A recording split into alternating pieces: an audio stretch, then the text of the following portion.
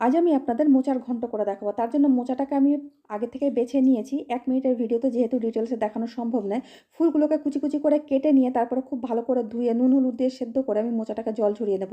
কড়াইয়ে গরম করে আমি তেল দিয়ে দিচ্ছি ডুমো করে কেটে রাখা আলু। আলুটাকে আমি ৩-৪ মিনিট ভেজে তুলে নিচ্ছি। তারপরে ওই কড়ায় আরেকটু তেল দিয়ে গোটা জিরে, শুকনো লঙ্কা, গোটা গরম মসলা ফোড়ন দিয়ে কেটে রাখা পেঁয়াজটাকে দিয়ে ১ মিনিট নাড়াচাড়া করে থেতো করা রসুন দিয়ে ২-৩ মিনিট পেঁয়াজ আর রসুনটাকে ভেজে নিয়ে এর মধ্যে আদা বাটা, টমেটো কুচি, নুন, হলুদ, লঙ্কার গুঁড়ো, জিরের গুঁড়ো, সামান্য একটু জল দিয়ে নাড়াচাড়া করে আগে থেকে ভিজিয়ে রাখা কিছুটা পরিমাণে ছোলা দিয়ে আমি ৫ মিনিটের জন্য ঢাকা দিয়ে রাখবো।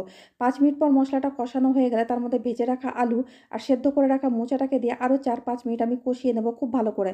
কষানো হয়ে গেলে ১ কাপ পরিমাণে গরম জল দিয়ে গ্যাসটাকে মিডিয়াম ফ্লেমে রেখে ১০ মিনিটের জন্য ঢাকা দিয়ে রাখবো। ১৫ মিনিট রান্না করার পর মোচাটা আমার হয়ে গেছে। এবার ১ চামচ চিনি, ভাজা মসলা গুঁড়ো, গরম মসলা গুঁড়ো ছড়িয়ে খুব ভালো করে নেড়েচেড়ে সার্ভ করে নিচ্ছি। রেসিপিটা ভালো লাগলে আমার চ্যানেলটাকে সাবস্ক্রাইব